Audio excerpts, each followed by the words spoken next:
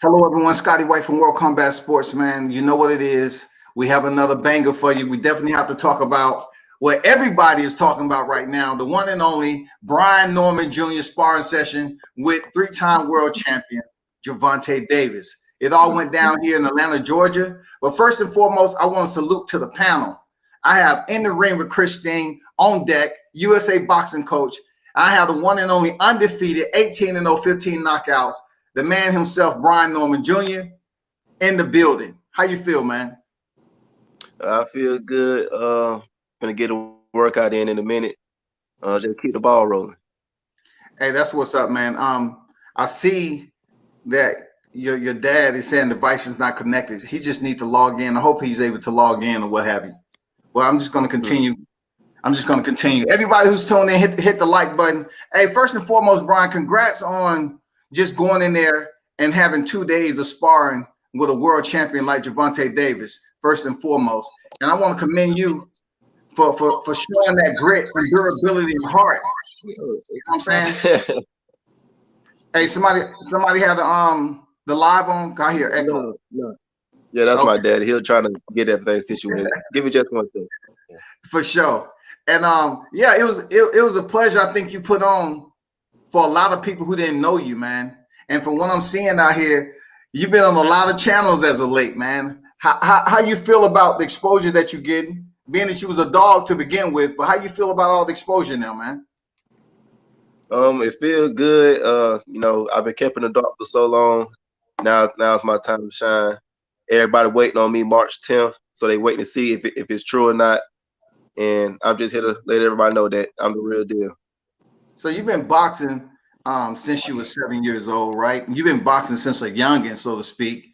And a lot of people was asking me, you 18-0, 15 knockouts, and you have a respectable record, but they saying, why don't people know who Brian Norman is, man? Why do you think that's the case? It's because like where I'm at, I'm in Georgia. Also, I'm not big on social media like that. I'm real low key. All I do pretty much just work out, go home, work out, go home. That's all I'm about. So as far as like exposure wise, that's not. I don't really focus on it that much. That's all. So when you got the call for this sparring session, man, for those of you that may not know, Brian Norman sparred Tank Davis as a teenager.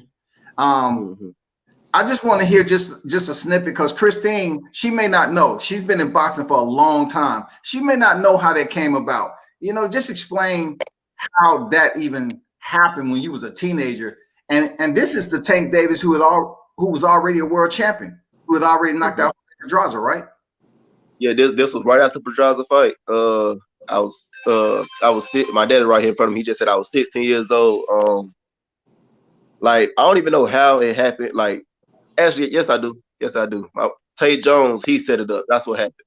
So I just get a call. Like it's like 5 o'clock, I believe, and I got like 2 hours left to go spar. So it's like 5 o'clock, and then my dad just called me. You put a spar tape, just out the blue. Just out the blue. It wasn't a setup, nothing. He just out the blue, you finna spar Tank. I'm gonna be dead serious. I'm 16 years old. I was scared out my mind. Yeah. I bet. I'll be very real with you. I was scared out my mind. This Tank, the boy will knock out everybody and all that. So I'm going through that now. So I'm not gonna lie to you. I'm going through it. But at the same time, I'm the one who like to fight. Even if I'm scared, I'm fighting through it. I don't care. So I'm working my way through. I'm watching Mike Tyson videos to hype me up, all that stuff, Terry Norris. And then, all right, so I get to the gym and I start warming up a little bit. And I start warming. As I warmed up, I got back cool. I'm B again. I'm cool. So then we get in the ring. I'm not all the way, I ain't gonna lie, I'm not all the way cool yet. So he hit me with a body shot. It wasn't even a hard body shot, but it was already in my head that this Tank. So of course the body shot hurt me. So it hurt me, but ain't dropped me to do nothing. He said he talked a little trash or whatever. And then that's when I turned back to the real me. I didn't care about none of that no more. Cause I'm still, even though I was 16, I think of myself as a grown man, and you finna treat me like no little kid. So at that point, that's when I turned up. That's when I turned up, and like it was just work. It was just me working after that. He couldn't hurt me. He couldn't do nothing after that. Well, that's what I was telling Scotty earlier. I didn't know who you were until he told me, and I started looking you up. And I was like, man, I'm so impressed. Like, why have I not heard about this guy? Yeah. And he told me about some of the sparring. And yes, Tank, talks trash and everything. But not only were you able to get in there physically, from what I heard, but like mentally, because so many times people lose their head when people are talking trash. But you just kept your composure. How do you do that? Well, you already know. Coming up in box, you already know is 80% mental, 20% physical. Some people say 90-10. So, like, you could be in all the shape you want. You could have all the skills you want. But if you're not there mentally, you're gonna lose. If you're not confident in yourself and everything, you pretty much just going in there thinking you finna lose. So it's not hard to happen. It's not hard to lose because you already thought it was gonna happen. So it's just whatever you thought was gonna happen. That's very true. That's very true. Mm-hmm. And how was your experience this time? Scotty told me a little bit about it, but let everybody know how your experience was. Let me go on the mental aspect first. For the mental part, give us the lead up again, because you had to go through that same process, but now it's 4 years. So to the lead up to Monday, you already got the call. All right, so Sunday night, I believe I got the call, and this time I'm real deal a grown man now. I'm 20 years old. I'm not scared of him no more. I'm very confident in myself now. So all the little scared stuff was out the window. I wasn't 1% scared this time at all. When I got there, I seen Tank. Nothing fazed me. Like literally nothing at all had me scared. And then when I got in, I just went to work. And then he caught me with a few punches. Then, like I said, both sparring sessions, all three actually. He caught me with a few combinations, but at this point, you can't faze me. So it was just solid work. Hey, Christine, he's keeping it light. When Brian and his pops walked in the gym, man, Brian had the hoodie on. He wasn't saying shit to nobody, dog. Hey, he was all business, man. He came in. It wasn't no anxiety, all business. It was more so, okay, I came in here. I'm the one they came to see, walk to the back of the gym, because the gym was small enough that him and Tank was actually, it wasn't nothing separating them. You know what I'm saying? So Brian was on the right side and Tank was on the left side. So he just came in here and we had some more sparring, and then they wrapped up. I mean, he didn't say shit to nobody. It was all business. And then the sparring began, So what was your game plan there, Brian, going in here to the first round with Tank, having sparred him when you were 16 years old, and given the energy that you was feeling in that gym, man? Really, I didn't go off of my 16-year-old self, because I'm way different since that time. But this time I was coming in, just apply pressure. That's the main thing. Just apply pressure, because to us, we don't see Tank fighting good on the fighting back on the back foot. To us, he don't fight that good. Matter of fact, even I can still say this right now.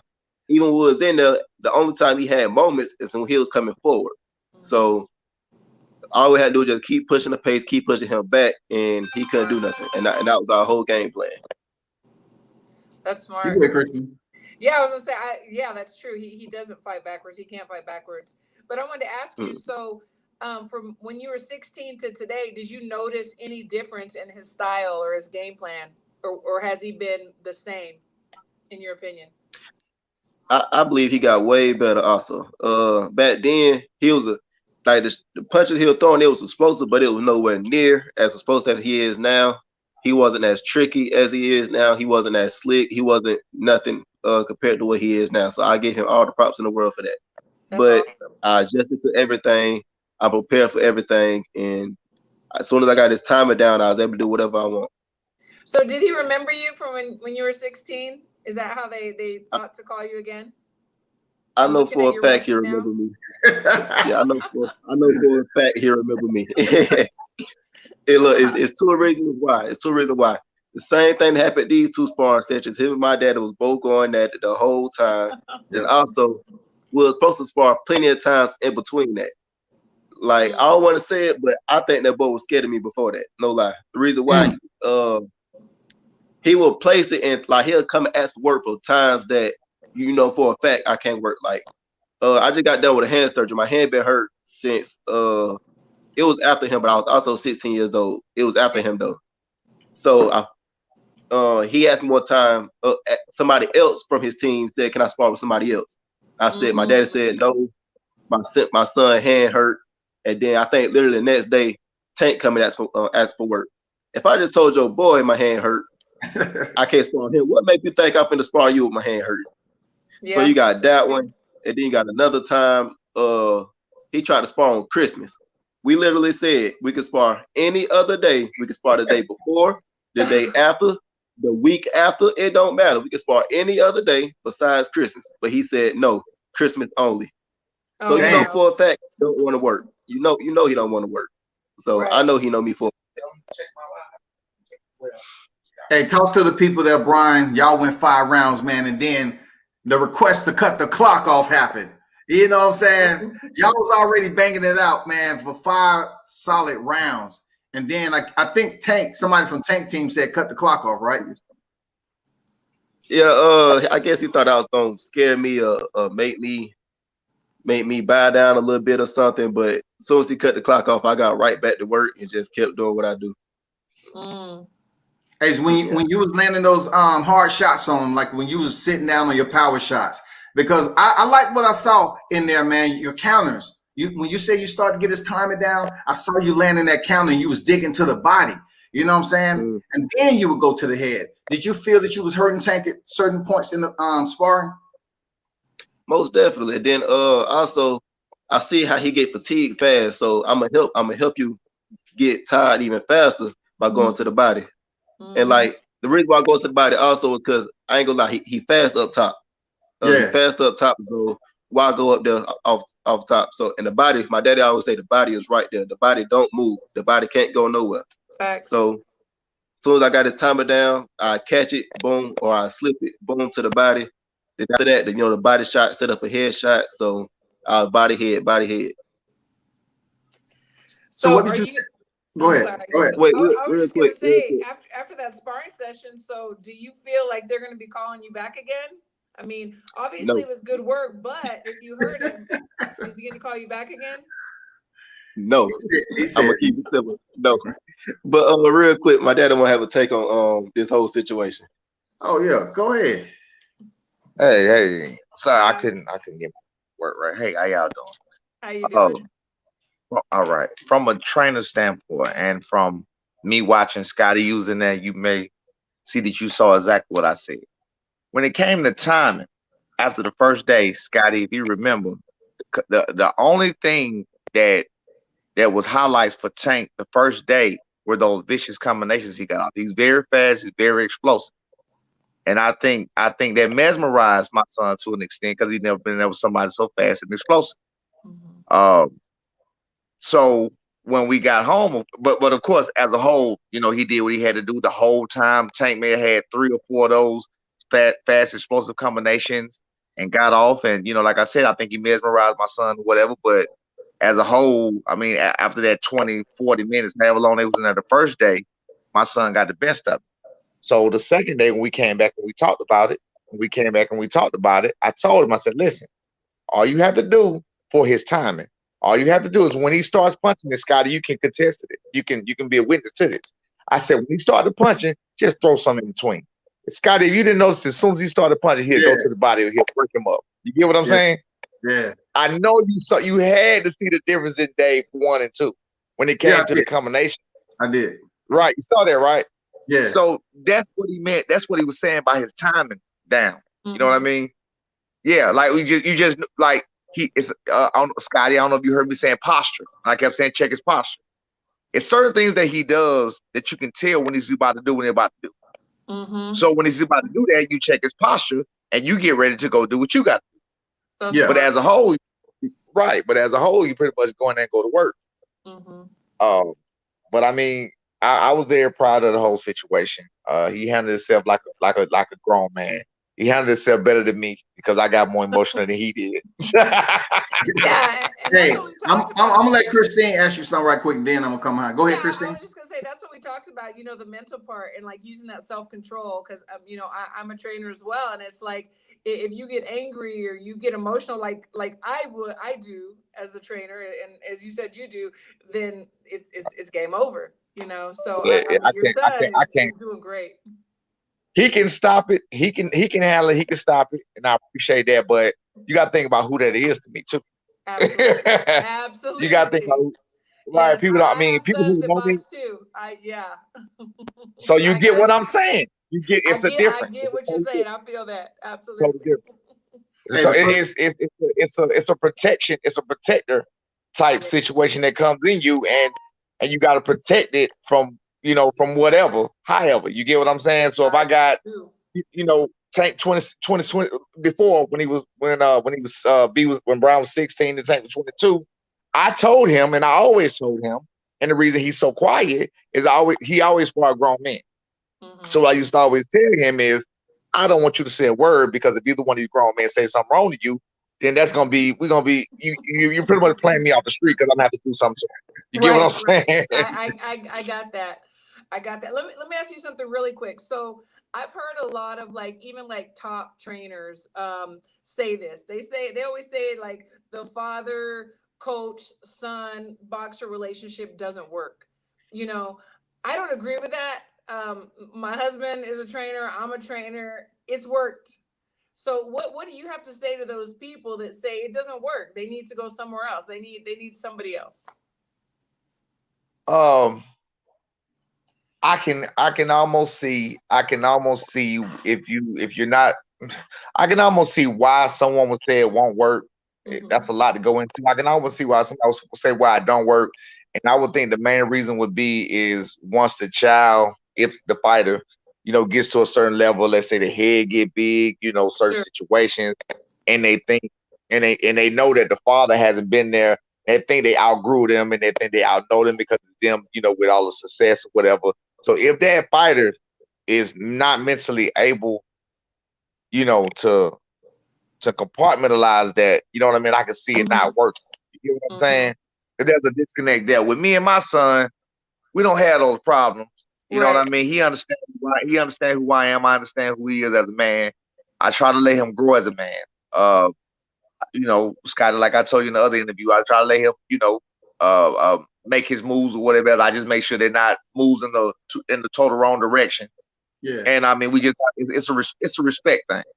Yeah, it It's shouldn't be really a just rule. It it should really just just be comes down like to that's what it is. It's right. different situations for different families. Correct. Yeah, I Correct. agree with that. It really comes down to respect. That's it. Period. And Hey, That's trust. what as in with any business relationship or any type of relationship, it comes down to respect. You know what I mean? But if y'all can't respect each other or whatever, then and somebody get the big head and somebody go off the. Yeah, I mean, then you don't have a problem. But we don't have that problem. that's true. That's good. Hey, Right. Senior, I just want to salute you as, black father and son tandem, just like Michael Williams Jr. and his son coming up in the sport of boxing. I know you've made incredible sacrifices to any parent that has a kid in boxing. But for you all to come in here and your son, gives you respect the way he does, the same way Teofimo Lopez give his dad respect and everything. I commend you all for that. Primarily because my pops didn't teach me anything. You know what I'm saying? Not too much of anything. But when I watch you and your son in there in combat, so to speak, being that I have met you before, but I never thought that the energy that you had told me about. Brian said, I do the boxing, but yet my dad, he does the talking. And he was that was every bit of what he said, man.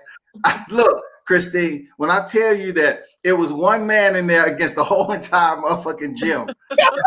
It's always that way. Hey, that was Senior, man. Senior was going in. Look, what I like though, he had total confidence, man, in his DNA and his son being there. He had total confidence in instruction.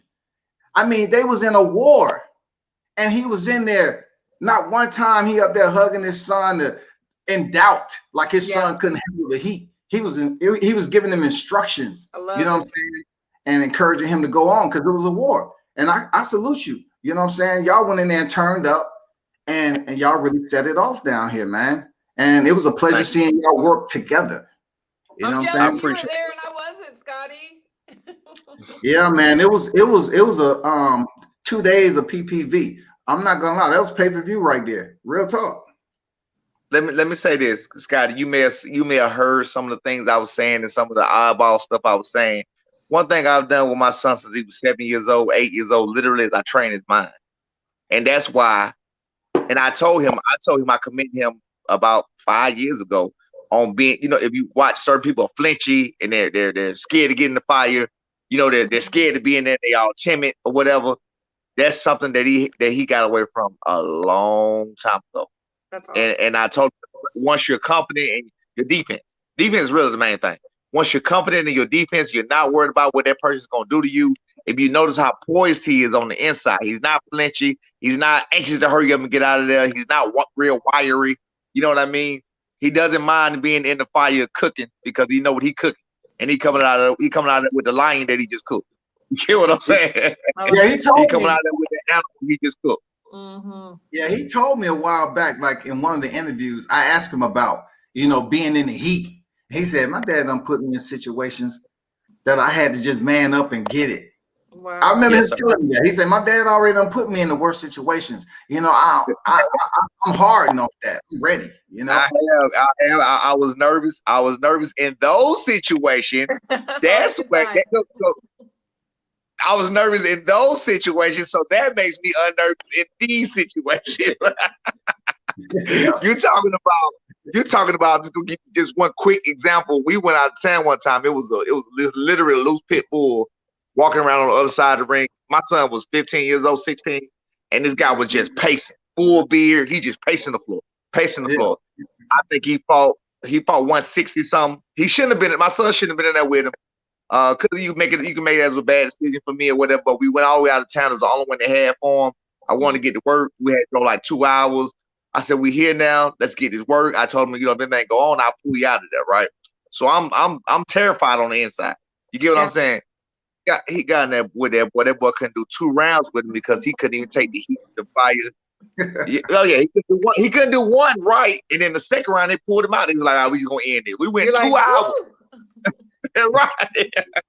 For sure, man. So I've been in those situations, man. Well, I had to man up myself and let my baby go, because he is my baby. I know that.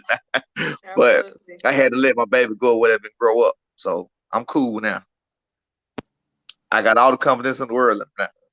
Absolutely. You got anything, Kirsten? Or I continue? I was just gonna say I'm definitely a fan. I mean, meeting you, Scotty told me about your son and how great y'all are, and I was like, okay, I'm definitely a fan, and I'm gonna be watching his fights and posting about them. And I mean, I don't know, like Scotty asked him earlier, like, why are you not like bigger than you are? Like, I want to know the same thing. So we got to work on that. I can tell you, I can tell you that. I can tell you that. I had to tell him that. He didn't even know for years. Where we are, where we were, where we've been is the type of. A lot of people don't like me, Scotty. If you could see, some people may call me arrogant. Some people may call me. Probably a phone call. I apologize. Yeah, I'm sorry. I hit the wrong button. I'm sorry. A lot of people don't like me. Some people think I'm arrogant or whatever the case may be. I'm totally not arrogant. I'm very confident. I'm very confident in what I've come through. I'm very confident in what I've trained. I'm confident in what I taught my son. I'm confident in anything I do. You have to have confidence. Absolutely. No great person, no matter what they've done, is not confident. None, not one. There's no timid great people. You get what I'm saying? So greatness, with greatness comes confidence. You have to believe in yourself and believe in what you're doing to be confident. So now, with that being said, a lot of people don't like me and didn't like me from the start. They didn't like the fact, like what you said, Scotty, when I say one thing, I'm talking trash. If you could check my IG or whatever, I'm talking trash before it ever happened. Yeah. And then he goes in there and back up exactly what I'm saying. Even with the Tank situation, I told live on Facebook that Tank wasn't going to let us record before he ever said we couldn't record. That's true. Because I knew what happened before. That's true. Right. I said he wasn't gonna let us record. I said Tank gonna let us record. I said what I'm gonna do. Anybody can check my Facebook Live. I said I'm gonna get this on live from the first time I ever said any word to Tank in 4 years. They said to me, we cannot record, and I had already said this is what he's gonna say. That's because I already knew. I already remember. I know he remembered. He knows exactly who I am. We've had exchanges on Instagram. We've had exchanges through, like my son just said, him making these phony, false sparring requests, knowing that can't nobody spar on Christmas Day. I mean, just crazy stuff. You know what I mean? He was just doing crazy stuff. You know what I mean? And I would like to put a message out. Stop it. I'm sorry. All right. Also, we back to the question you asked me about why we not so big is the people around us hide us. They hide us. They don't show us the same love they show lesser people in our area, you know, for doing more. You get what I'm saying? Yeah. I've had when he got the best of Tank the first time, he got zero credit for it. At the next day, I had to tell him. Don't even worry about it. I had to tell him the next day. He was so happy. You would never see my son show excitement. This next day, he was showing excitement. I said, B, listen, I need you to calm down. They're not gonna give you credit for that. He's like, what you mean? I just beat up Tank. I said, B, they're not. I told him. I said, they're not gonna give you credit for that. Trust me. We went in the gym and showing up. Most people never gave him credit for it. You had about 3 or 4 people that gave him credit for it. Miraculously, 2 years later, everybody who was in the gym that day give him credit for it. Everybody that was there that day right now give him credit for back then, but they wouldn't give him credit at that time. You get what I'm saying? Yeah. It's like they make him prove it. They make him prove himself more, and another person can just go win a regular club out, and he all over the situation like he just did the greatest thing in the world. True. So, I mean, it just is what it is. Some people just have to get it the hard way. I don't mind. He don't mind. We're not. You can't hide greatness. It's certain that you can't hide. People who think even with this situation right now, they think we're trying to come up off of Tank's name. No, we're not trying to come up off of Tank's name at all. Tank put out. I would like to make this fact known because I know every fact. Tank put out a sparring session publicly that he wanted sparring that day, which was Monday. Mustafa from Mustafa Gym called me and said Tank wants some work. I had no clue that Tank didn't ask for us in particular. You get what I'm saying? So I'm thinking he did ask for it. So that's why when we got there, you know, and I found out Mustafa told me earlier that day that he didn't ask for us in particular. He just asked for the best worker. He know we the best worker. So that's where all of the melee came in, and that's where all the no cameras came in. He came in expected to record and make it a whole big thing that he could exploit. But it ended up not being that way. You know, my son ended up showing out, ended up not being that way or whatever. And so with Scotty being there, with a whole lot of other people being there, it just leaked out. It got out like it was supposed to. Yeah. You got this man in here talking trash, saying what he gonna do. He came in with a whole camera crew. We made him put his camera crew up. This was all leading up to a whole situation. Wow. So I mean, we're not clout chasing. We're not trying to get famous off his name. It didn't make one way or the other. My son had his own path. He's walking his own path. He just happened to beat up Tank 3 times. We would have let the world see it. We wanted to let the world see it. Oh, yeah. If Tank, he had no problem with putting out Red Cat, earlier videos of him and Teofimo. All of these videos they don't mind putting out. But when it comes to him getting beat up, all of a sudden everybody's in their feelings about it. You get what I'm saying? Yeah. Oh yeah. Definitely. You ain't never lied on that scene for real. Yeah, but I'm just being honest about everything, man. We're not looking to come up off of this. My son is a great fighter. He's always been a great fighter. He's the most underrated, unknown fighter you've ever seen right now that I know, of course, because we don't know the underrated fighters. But he's gonna be the most underrated fighter that's out there right now. You get what I'm saying? We've been asking. Well, not much, but I'm gonna be following him and putting him out on my page on my stuff, and I'm excited. I like this. I appreciate all the love. I got my phone over here blowing up. I gotta let him talk to you. One second. Hey, I got my own name. I don't need Take's name. I got my own name. For real. Hey, man, y'all don't worry about them saying the same thing they say to everybody. You know, they said Devin Haney was a clout baby.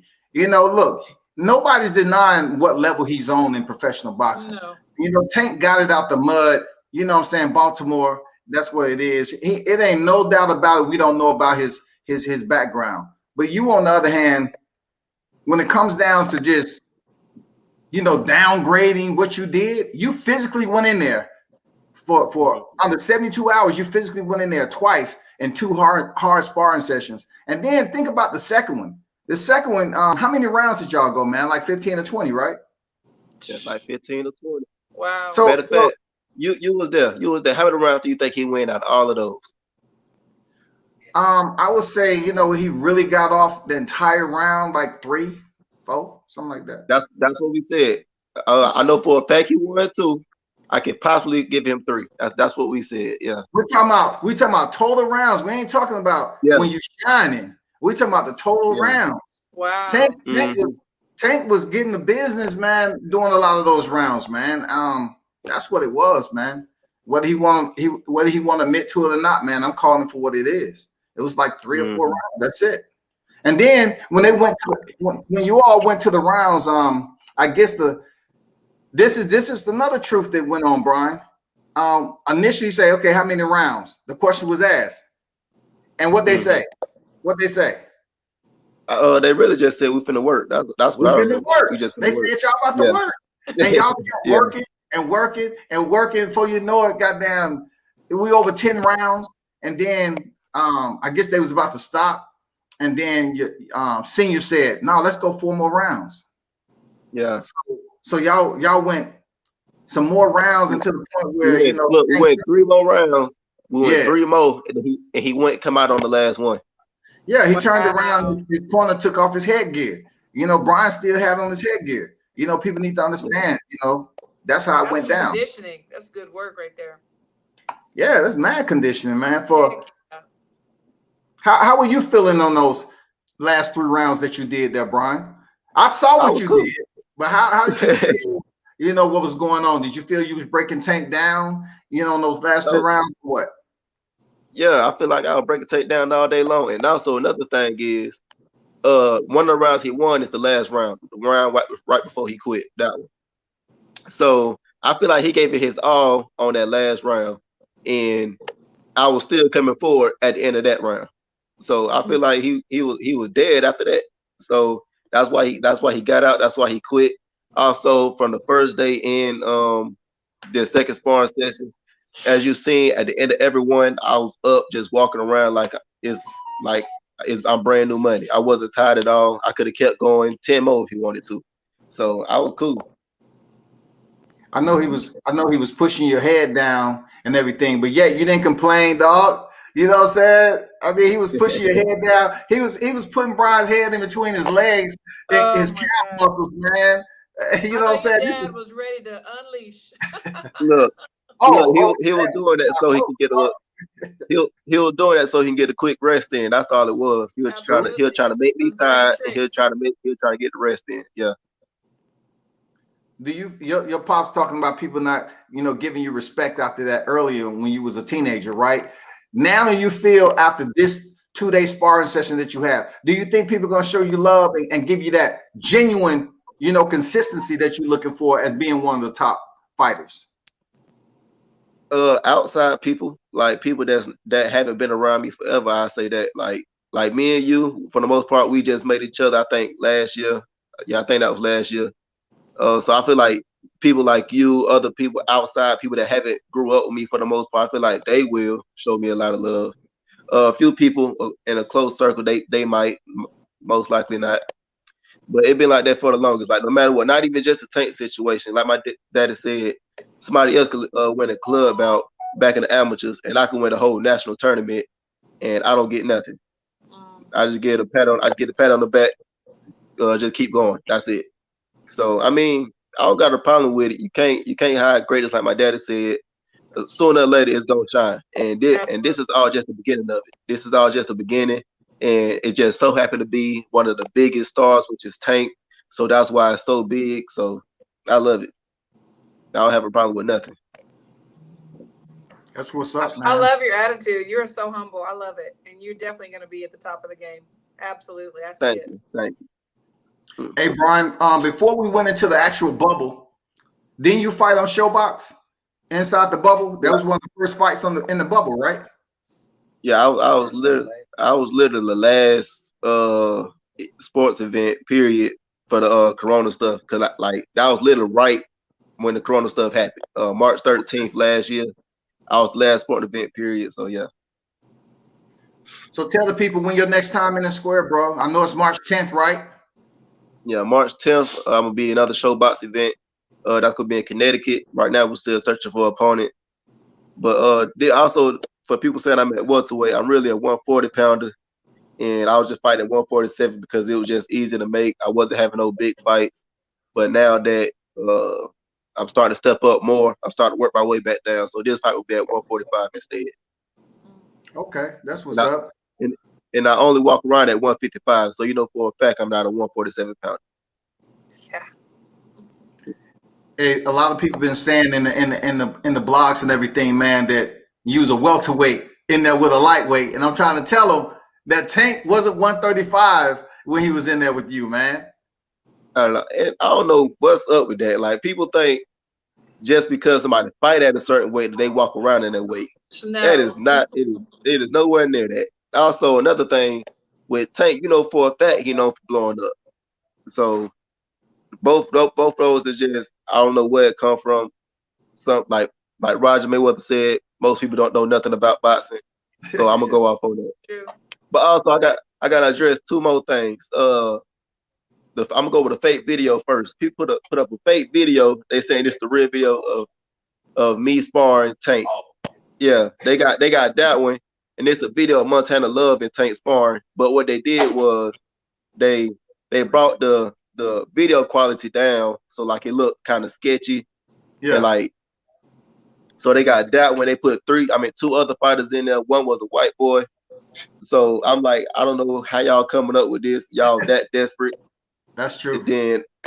But this one, I can't put that on Tank because we don't know who made it. That could just be another regular, like a regular little person.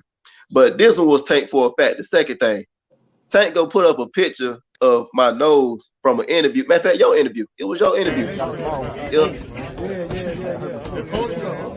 Hey, Brian, talk to me, man.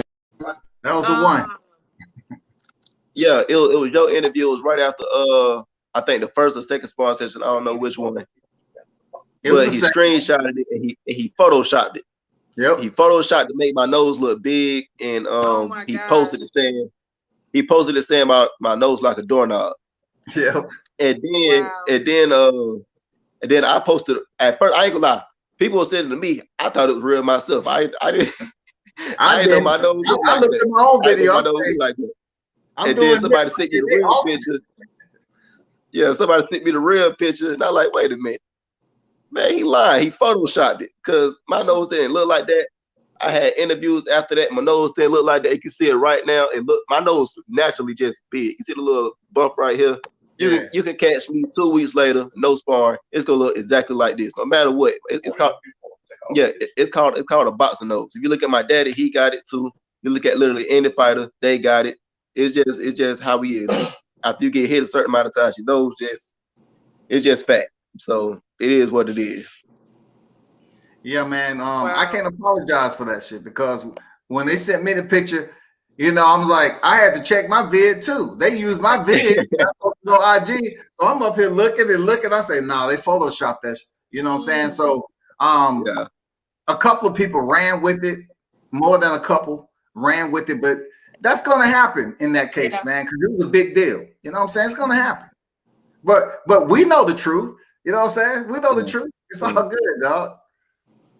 Look, my thing is that the fact that Tank himself posted that and he trying to make that seem like such a big deal. Then when I posted mine, I woke up this morning to other videos of people exposing the truth. So that just made Tank look even worse. It's just exposing more of the truth that Norman Kid really did beat Tank up.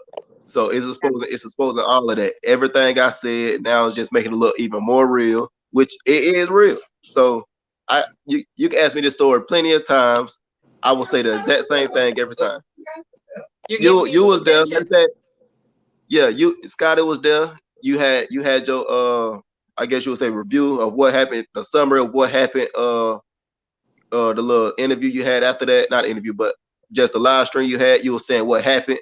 You and Tay Jones that day. Yeah. And that was just the first sparring session. That's when we were both going at it. And then the second day, you know, I did them even worse. Wow.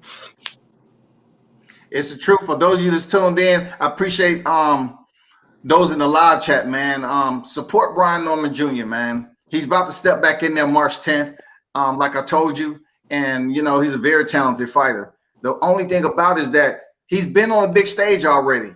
If you would have watched before the pandemic actually took place, he'd been a damn good fighter before he even stepped in front of the TV. You know what I'm saying? He's a quality, you know, he take the sport serious. His pops take the sport serious, his whole team. You know, shout out to Coach Barry and everybody. So, you know, let your fight fans know where they can follow you on social media, man. On Instagram, you can catch me at officialb.norman. On Twitter, it's just officialbnorman straight. But besides that, I just want to say March 10th, I will put on the show. I got all the eyes on me. I got all the pressure on me. I got all the doubters, all the lovers. I'm with all of it. All I'm going to do is keep working, stay humble, and keep being B. Love it. Did Tank team say anything to you after the last sparring session? Have you even heard anything from Tank? You know, anything from his team? Any of that shit? Not at all. Not one thing. Only thing I seen was my nose like a doorknob, even though that was fake. Also, I will say this one thing I love. It wasn't from his team. One thing I love was somebody sent me that story of Tank, the doorknob thing, and he said, "I'ma never be as good as Tank. I'ma never be as big as Tank. I'ma never make as much money. I'ma never be a champion." Huh? Yeah, somebody said that to me. They saying all of this, and I just played it so smooth. I just said, "Come back in 5 years and see what we're talking about." That's all I care about. Absolutely. Hey, you have any final words there, Christine? In the ring with Christine. I just want to say it was a pleasure meeting you and your dad. You have a new fan today. And I'm going to put everything out there that I can about you. I can't wait to see you on the big stage because I haven't yet. And keep doing what you're doing. It's working. Yeah, my daddy said appreciate it for the love, and I appreciate y'all for the love also. Absolutely. Absolutely. All right, for sure, man. I know you're about to go get it in, man. Any final words to your fans out there, that Brian, the assassin, Norman Jr.? Just stay tuned. Like I said before, this is just the beginning. Just keep watching. That's all I care about. All right, for sure, man. Take it easy. Appreciate everything you're doing. Look forward to covering you once more. Salute from World Combat Sports. All right, thank you. All right. And Christine, for those of you that's tuned in, my co-host today, In the Ring with Christine, man, she's an OG in the boxing game. She's been around the sport so long.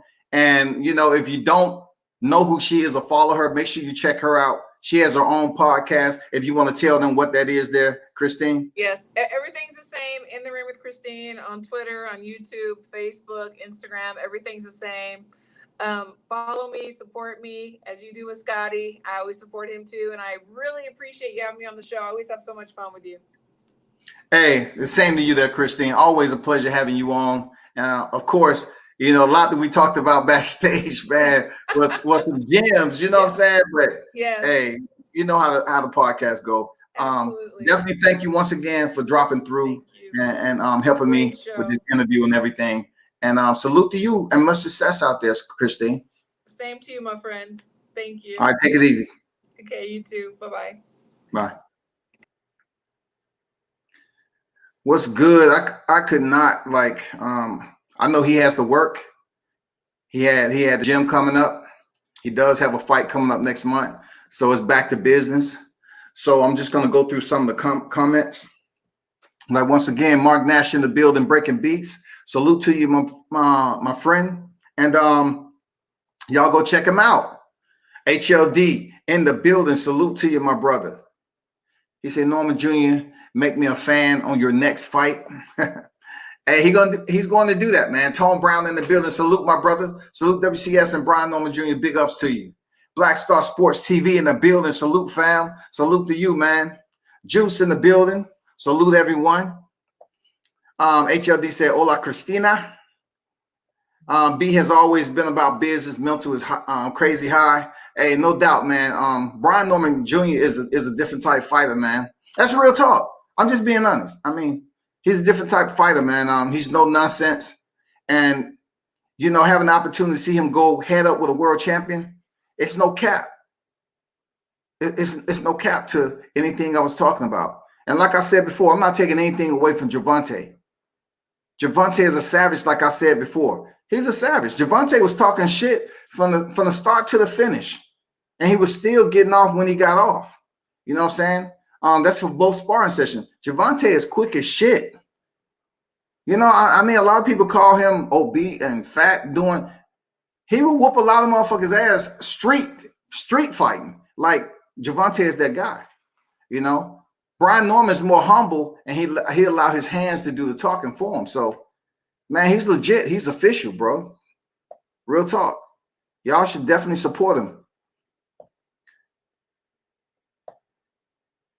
Alan, I'm not sure what you're saying. Wasn't not there. I'm doing an interview. It doesn't matter whether I was there. I can sit up here and tell you everything that went on in the sparring session. But the whole purpose of an interview is to conduct with the interviewee. You know what I'm saying? So why am I gonna, you know, ask a leading rhetorical question because I was there? I have to ask Brian so he can explain to you all. That's the whole purpose of an interview. You know what I'm saying? Blueprint Sports in the building. Salute to you. Salute WCS, Xander Zayas, and the Assassin Jr. 2023. Yeah, you know what I'm saying? If, you know, Xander is at that level to step in there with somebody like Brian Norman. Brian Norman's 18-0. Xander's just beginning his career. I like Xander Zayas. Real talk. It's a lot of push behind him. So you know what it is. It's going to take time for him to step in there. If Brian Norman goes in there and take these next two fights on Showbox, you know, 20-0, he's you know, they're not going to match him up with a fighter that's still in the single digits and building up his career. That's all I'm saying. Big Dog in the building. Salute to you. Sheed in the building. What's good? His pops, Brian Norman Sr., and also someone that trains him, also that's on the team, along with Barry Richardson. Salute to them. Big Dog say Brian Norman Sr. is talking big noise every day in these YouTube streets. Back it up. Yeah, man. They back it up. They back it up for sure. They back it up. Absolutely. King Mitch in the building. Combat, what up? Salute to you, King Mitch. What's good? Charles Harris and Brian Norman feeling good in these YT streets. Respect. Salute to Charles Harris and Lolo Jones, man. Salute to them. They pretty much on the grind and building up their foundation too. Atlanta has been sleeping on Brian. He'll get his just due. One in the building. Yeah, Blood, my dog. Jackal Fitness AWD. Approved in the building. The UGKs of media. Salute to you, my brother. Appreciate you pulling up. Y'all be sure to check him out. You know, y'all don't be tuning in to the Jack Sauce, man. Y'all need to tune in to the Jack Sauce over there, dog. Alexander in the building. Salute to you, my brother. Real talk. Appreciate you pulling up. Anthony Bennett, what happens if you in the ring for real? Well, I guess like you're asking that question if he was in there. We wouldn't know what would happen unless the fight went down. But to be honest with you, it would be great to see them in the ring with 8-ounce gloves for 12 rounds. You know, we can't really say that it's going to be a situation where, put it this way, let me break this shit down for you, right? Because I know people are going to, like, you got Tank up here in his career, and then Brian Norman is fighting to get to where Tank is at, right? Let me tell you something. If you was at the gym and you saw the ring size was like a 12 by 12, I think, if that. Like the ring was, it's a compact boxing ring. So you think about the ring size. If they actually fought on a higher, it's going to require them to move around a lot more. So the whole entire game plan and strategy will be different. The ring is going to be much bigger. They're going to have on 8-ounce gloves. You know what I'm saying? So what they were sparring with is definitely going to be removed, and they're going to step into a real ring, and it'll be different. You know what I'm saying? It'll be a lot more movement. But you take a smaller ring into a sparring session, you're talking about fireworks. You're talking about close combat warfare. And that's exactly what we got. His record is 18-0, 15 knockouts. I watched some limited footage. Eric in the building, salute to you, my brother. I watched some limited footage on Junior YouTube. Definitely got plenty of dog in you. Don't forget about that jab, though. Yeah, I mean, you know, he got dog in him. And like I said before, you're in a smaller ring. And, you know, people have footage of certain fights. The strategy is different from each opponent. So, yeah, that is up to his team, man. But he went in there and showed out with Gervonta Tank Davis. And once again, it was a damn good matchup for sparring, especially here in the ATL. It was a damn good fight, y'all. Damn good fight. I'm not going to lie. HLD in the building. Salute to you, my brother. What's good? Tank easily walks around at 160, folks. Most folks don't understand fighters cut weight. They do. They cut weight, man. They cut weight. It's just like this, HLD. You know, I hear people talking about, well, he's a welterweight up here fighting a junior lightweight. I'm saying, for real. So now Tank 130. You know what I'm saying? Tank, you know, they was talking about him when he was down in ATL, he missed weight by 1 pound, right? So they act like that's his walk around weight. What fight is Tank being in fight camp for? What fight is it? He don't have a fight coming up just yet. You know what I'm saying? So man, he was weighing way over 140. He probably up to like 150, over 150. You know what I'm saying? Brian wasn't in there, you know, like he was in there sparring the light heavyweight. No, it wasn't like that, man. Tank had weight on him. Tank ain't invincible, y'all. He can be beat. Who he fight next? He answered that in the video. He needs to stay away from the money team, who only corrupt his career. They definitely won't be going to the money team. I guarantee you, they have solid people around them. That won't be the case. I ain't gonna lie to you. It's not gonna be the money team. Believe that when I tell you. One in the building. He say salute my dog. I mean, he said my dog, but salute to you, my brother. Drake said support his brother for real. Eric said you on your way, bro. Yeah. You know, check the box, man. We link up on that. He is. You know, and I'm glad he's getting all the exposure from these YTBC channels that's out here talking about him. I'm glad to see that. You know, for any fighter to come up that's official. You know what I'm saying? He officially went in there and handled business. It wasn't no freaking short clip of Ivor Ret catch and he's stumbling all over the ring and that was Brian. No, I wish they would have allowed the sparring to be recorded so we could just put everything to bed. Fuck everything you heard. Put everything to bed. No ifs, ands, or buts about it. How did sparring go? Boom. Check this video out. Check the video out. That'll put everything to rest. You can judge for yourself.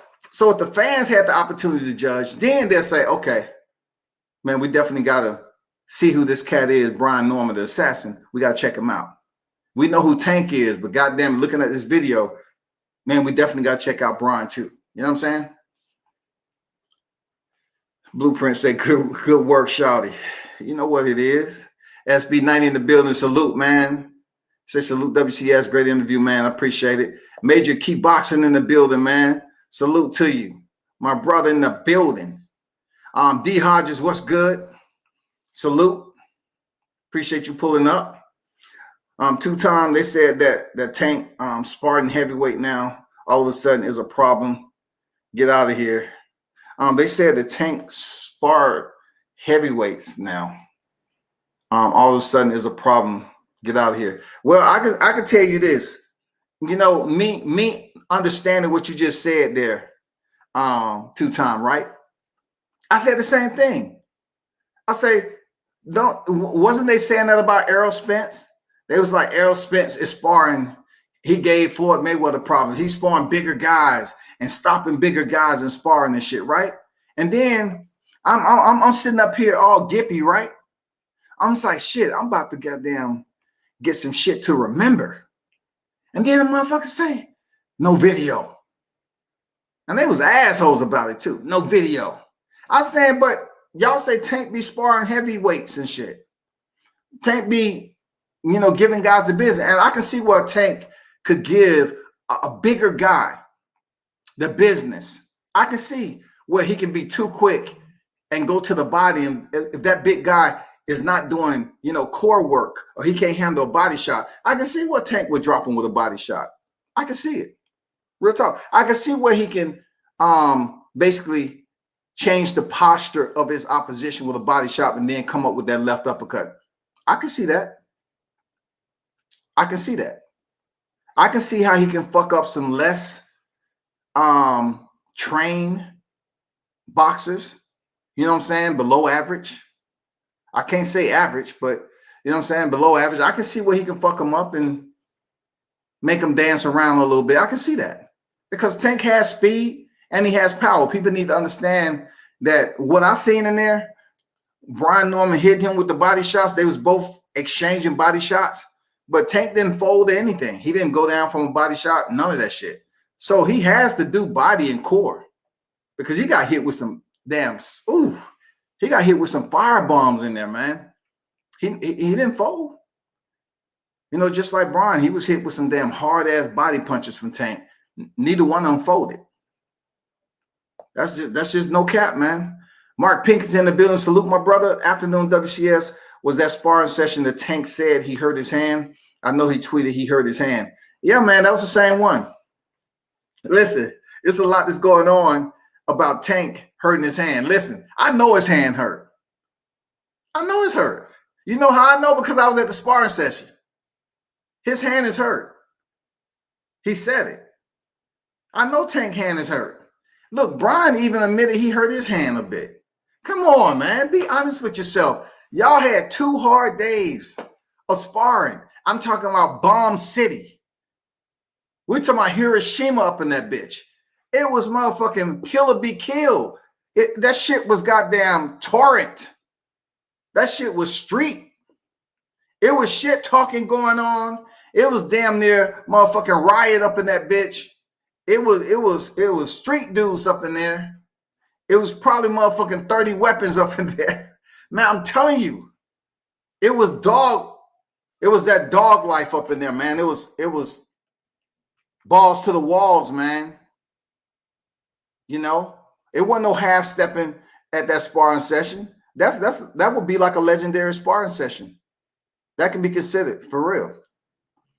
For real. I ain't gonna lie.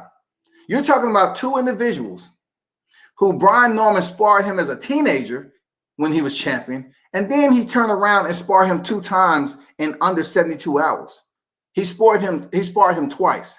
Not only did he spar him twice, it's the fact that they cut off the clock after the 5th round in the first sparring session, took Tuesday off, and came back Wednesday. Nobody else sparred but them. Came in the gym, gloved up, got in the ring, and like I said in the interview, the question, how many rounds?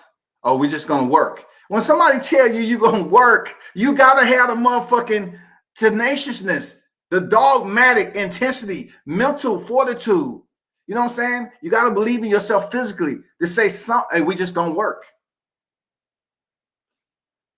It's no rounds. It's no way for you to say, okay, let me try to pace myself. We going 8 rounds. Let me just pace myself. I'm going to put in this round, this round. No, he said, we just going to work. So you got all these people around the ring. It's a packed fucking house. It's shoulder to shoulder. What you going to do? You're going to go get it. That's what the fuck you're going to do. You're going to go get it. Brian's in his backyard. Tank, this is his second home. You know what I'm saying? It's not Baltimore, but people know Tank down here. But really, Brian was in his backyard. He had his people there. Tank, his people was there. There wasn't no motherfucking bullshit, y'all. And listen, I'm going to be honest with you. As honest I possibly can be. I have to put this out there, right? This video right here. Okay, hold up. Let me break some shit down. Let me break some shit down. So as media, right? If it's me and I'm media and the shit come out, Tank did this. Oh, he circled this because this video out there. What are we gonna do as media? We're gonna try to search for the video, right? So that video is out on my IG. So you have media individuals that's trying to look for this video, and they know who put the video out there. One of the only YTBC media that was at the fight and seeing both sparring sessions. Y'all won't even show no love? A nigga on deck? Excuse me. Motherfucker in the trenches? You can't even show love, nigga? Like, you know who video it is? It has my mark. Look, it has my watermark up there. You can't even say, hey, this is what I would have did. And this is no cap, man. I did it before. I would say, hey, check this out. I pulled this video. Or I would have called up I would have hit up the media guy. Just like, for instance, 78 Sports. I hit Tay up. I say, man, can I use his audio because I want to do a live? I asked for permission to do this shit, right? That's basically when I actually use the audio, I give them, because he actually one that did the interview with Deontay, right?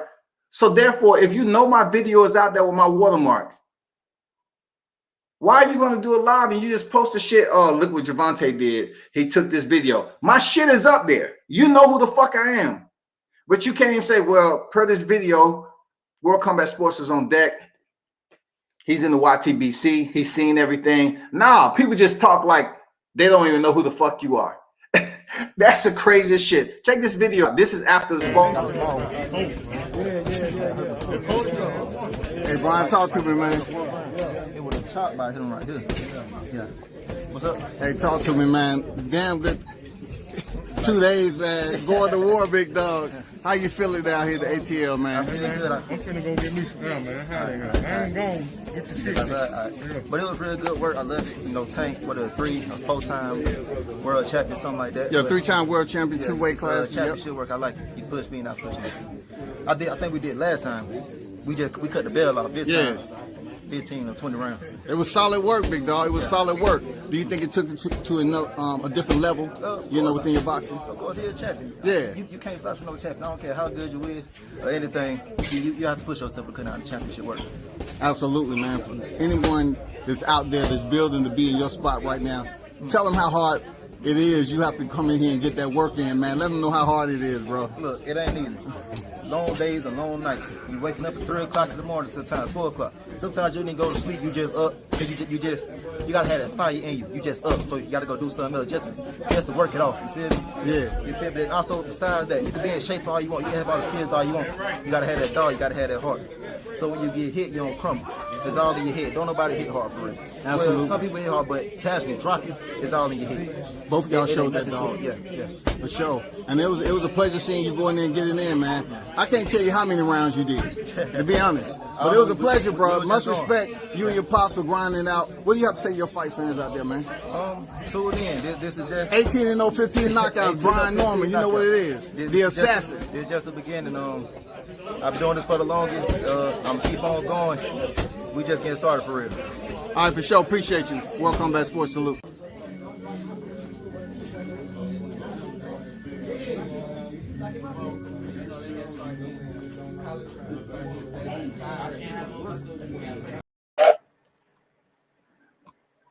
So that was the one of the vids I did after. Like the back end clip is when he was warming up, but the first half it was after. So I just switched him up and showed him he already wrapped his hands and he was just waiting, just warming up a little bit. And you could tell, man, the calm before the storm, how much poise this cat has. You know what I'm saying? It takes a different type of poise knowing you're about to step in there again. Like they went to war on Monday. They went to war. Like I said, it was a legendary sparring session. Don't look at, this is what I want y'all to understand. Don't look at how many people subscribe to channels and people not giving you credit. Man, my work speaks for itself. If you take the clip, understand the work that goes into talking with these boxers, man. Brian could have been like, I don't want to talk right now. I just stepped out the fucking ring. I'm tired, but he didn't. He gave me what he gave me. You know what I'm saying? And I did, a couple of interviews with him before. But this is what I'm trying to say to you all, the listeners, right? It's hard work going out here, covering boxers. But what's even more difficult is for the boxer to get consistent love from the social media and the fans to believe in them unless they're on the top level. And I'm telling you, I cover amateur and professional. So when you see a cat like Brian Norman, you got to do a little bit more research, and then you pick whether you want to fully support him or not. He don't have to be up there with multiple world champions to be a dog. He doesn't have to. He doesn't have to do that. Just like Michael Williams Jr., very solid fighter. You know, he's a future world champion, but he's independent and he's not known. He's 14-0, but he's unknown. You know, Brian Norman's 18-0, 15 knockouts. He's fought on television already. He went in there a second day, and I'm not gonna lie, the shit was worse than the first. His second sparring session was worse than the first. Because, like I said before, when they started the second one, he basically said, somebody asked the question, how many rounds? He said, we're gonna work. At that moment in time, it's no pacing yourself. You motherfucking, you gotta get it. You gotta turn that shit all the way up. You know what I'm saying? If you do have some fear in your heart, you can't allow somebody like Tank to see it. Tank to talk shit to you. You know, listen, I'm gonna tell you some of the things Tank was saying. All right, doing the sparring. Tank was saying, I'm gonna break your son's jaw before I get out the ring. I'm gonna break his jaw. Come on, I'm gonna break his jaw. And then it was like, you know, Brian Norman was getting off on Tank. And then Tank know Brian just got off on him. He know he just sent the punch combination. Tank would be like, man, that's trash, man. That's trash. Your son garbage. He's trash. He was talking all this shit the entire time, man. He was just talking mad shit. You know what I'm saying? Yeah, you're going to get your son knocked out. I'm going to knock him out. Don't worry about it. He's about to get knocked out. You know, he was talking that shit while he was taking punishment and you know, while he was continuing to spar. I'm going to tell you, not everybody can do that. Not everybody can take punishment the way Tank was taking it and still talk shit and then pick and choose when when he wants to get off. It was a damn good sparring session, man. That shit was absolutely lit. It's just fucked up that you want to put a video out of the wounded. Why put a video out of the wounded, though? Obviously, you fucked Red Catch up and video was allowed. You're up there seeing Tank get off. But yet, the first thing when you're down in the A, it's almost like no video, no nothing. You deprive what media that was in the building. You say, nah, fuck that. No video, no nothing. Nothing. No video. Why? Why y'all shut the shit down? Look, they shut video down from the motherfucking parking lot, y'all. I'm up there. I'm trying to get the frame. Pop. Cut the video. No shit. I said, dude, you overly aggressive for no reason. What do you mean no pictures? What do you mean, man? This is a public area, bro. Like, come on. No pictures. No pictures. And hey, man, believe me when I tell you, the motherfucking 2 days was legendary, bro.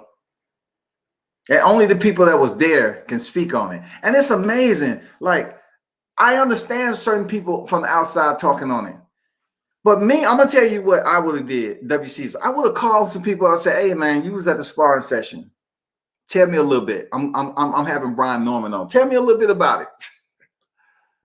So they wouldn't be sitting up here trying to debunk what he's talking about. Just call somebody up that was there. If you know WCS was on deck, hey, man, somebody get the contact. I want to speak to this cat because I got Brian Norman coming on.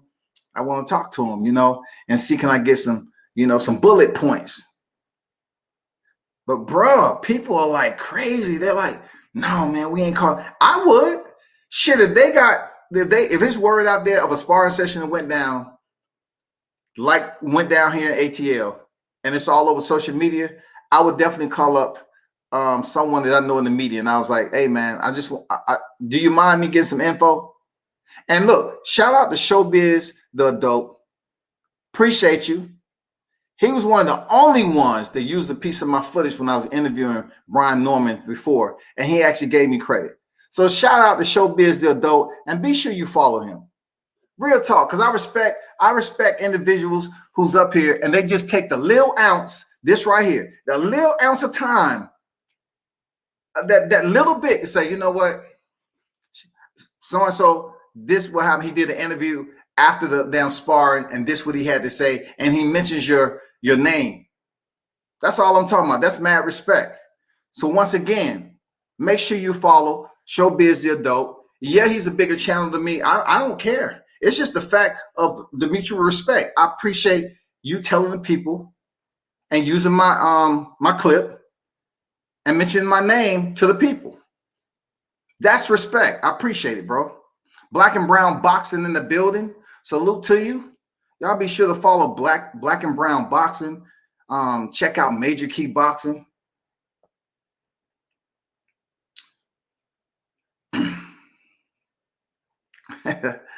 He said Jesse came at you for no reason. Let me see. Are you talking about Jay Blue? I'm not sure who Jesse is.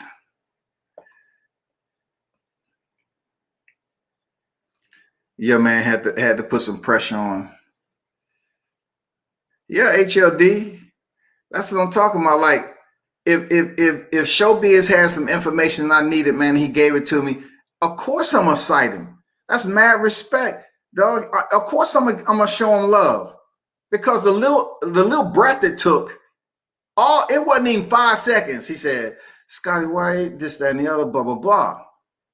But then I get this person over here, he knows who made the video, won't give nobody shit. Like this shit for me, I'm all about the field work. Anybody who been followed, don't come to me and talk about the views and this, that. Check out my material, goddammit. I use the photography and I use the videography. And I go to the gyms. This view it's just a plus. I didn't really start getting behind the screen doing interviews until the pandemic hit. All you got to do is just check it out. You know, check what I do, man. But I hear people. I just heard an individual sit up here talking about. It's funny every time I show up on a certain panel, they say, "Well, look at his subscribers. Look at his video." That means absolutely nothing. Like they tune in, they're gonna tune in. Shit, that's what it is, man.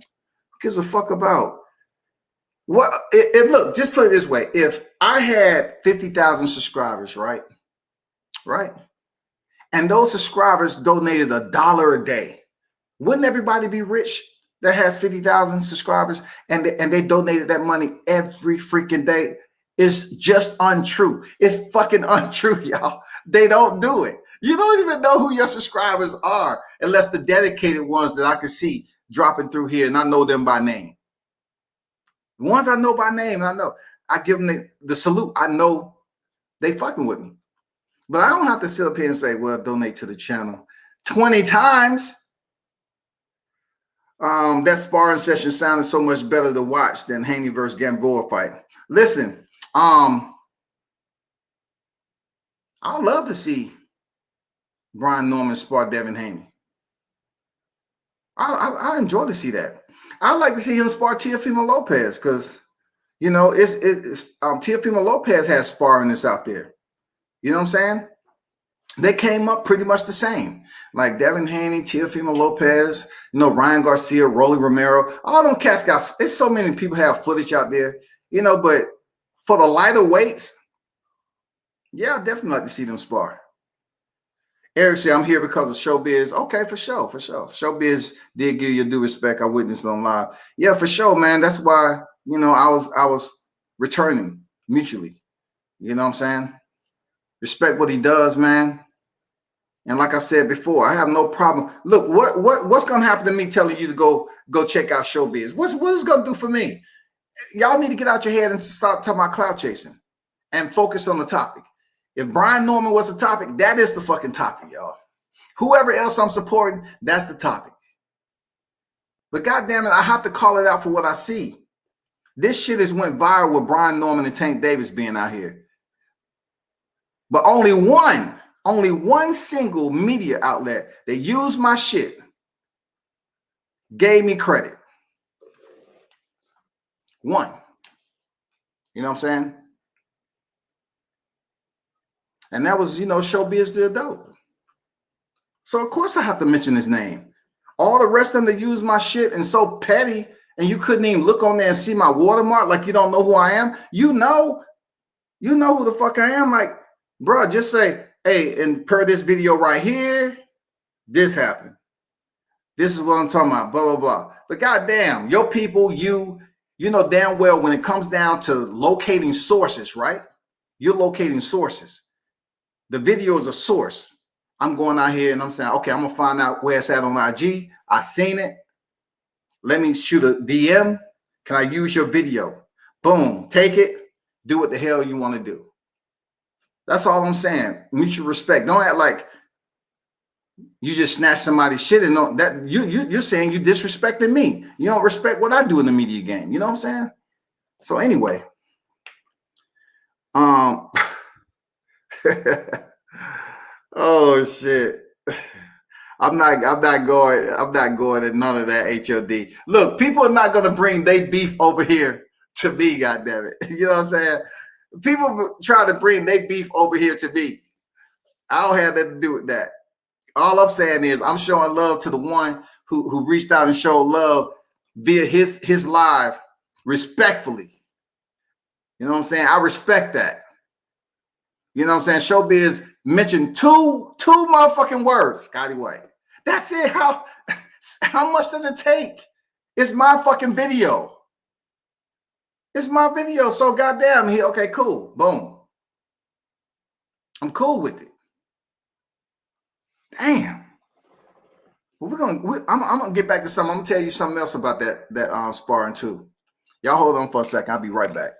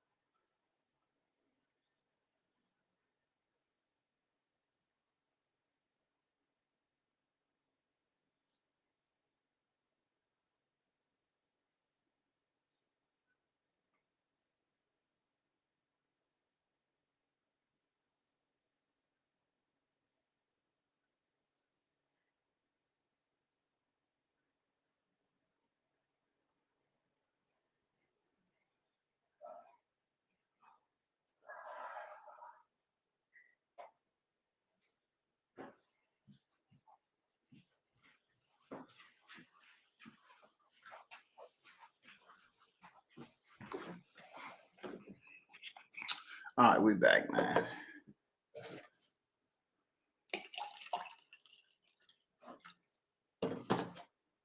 Had to pour me some more agua. Trick Noti in the building, salute. HLD say integrity. Absolutely. That's all it is, bro. That's all it is, integrity, bro. You know what I'm saying? Hey, this game, look, let me tell you something. It's not easy. I know posting the shit out here and people say, okay, that's what you're supposed to do. I'm not supposed to do. I'm retired. I'm retired. I'm gonna be honest with you. I'm retired. I'm not afraid to say I live my life. I've been all over the world. I enjoy being with some of the baddest women in the world. I mean, I've enjoyed my life, dog. You know what I'm saying? I mean, hey, that's what I'm saying. My respect to you is just that. Everybody's not gonna want your respect. But what I do respect is the combat sport game. You know, having been around it for so long, I respect the damn sacrifice these cats make. Respect the veterans who served in combat. Boxing Today say, you think a jobber would trash talk his way into a Wilder? First of all, Boxing Today, F.A. Jogba is not ready for Deontay Wilder right now. He would get knocked out. And whenever you want to put money on that fight, you can return and we can do that. But F.A. Jogba is still building. All right, he's building. Deontay Wilder isn't Curtis Jackson. Let's Curtis Harper, Curtis Jackson. Deontay Wilder is not Curtis Jackson now. So let's get that totally understood. F.A. Jogba is not ready for Deontay Wilder, bro.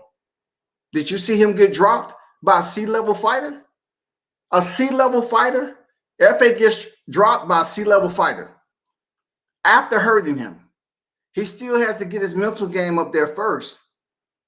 He has to get his mental game up there. But this is another thing that happened with sparring, right?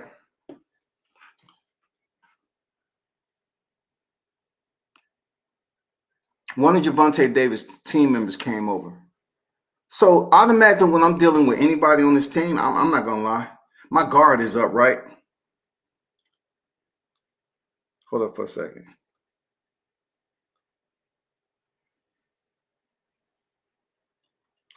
So every time I deal with them cats, right, my guard is up. So they come over and say, hey, man, you know, I said something to them while they was in the ring. And we as people, we just got to listen sometimes, because sometimes violence occur and it doesn't make any sense. Like, if you're not listening, some people get hurt because that one particular person was told a lie. I always tell you, all it takes is one lie to say somebody did something, and then, you know, shit go left. But anyway, they say, hey, man, we let you get pictures with Gervonta, and you was in there, you know, you was talking trash or whatever. I said, what I was talking trash about? And no, I say, hold up. When did you let me get pictures with Gervonta? I said, do you know who you speaking with? Like, do you know which media outlet that you're speaking with? Like, what are we talking about? I don't even, what are you talking about? The pictures I got was, boom, the moment. I wasn't given. They was just like public pictures.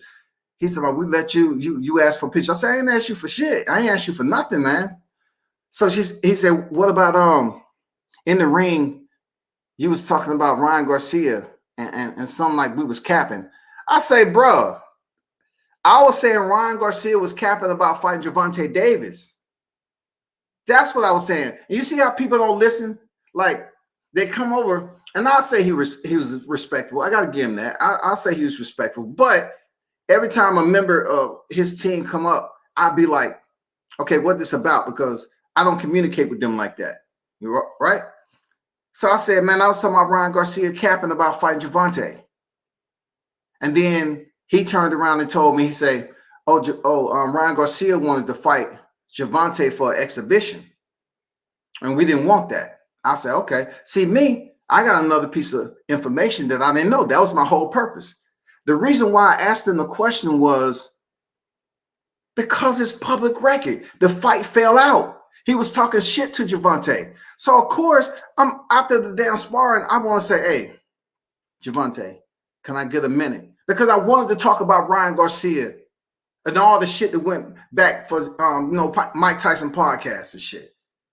I know he just got out the ring. So that's why I appreciate Brian Norman giving me the interview, right? And then I get up, Tank. Hey, can I get a minute to talk about? He is nod his head and walks away. I'm like, man, why? I mean, it's good media shit. Like to not want media to ask you a question. Like anybody who know me, right? I've never really had a conversation with Tank Davis. Only time I had an interview was when he was in the ATL for the Gamboa.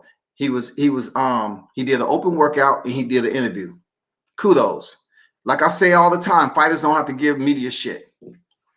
But listen, I wanted to ask him some shit about the Ryan Garcia situation because they was on Mike Tyson's hot box and they was talking so much shit, Ryan Garcia. So I really wanted to get his take on it. Like, why do you think Ryan Garcia came at you like that? Did you know he was capping?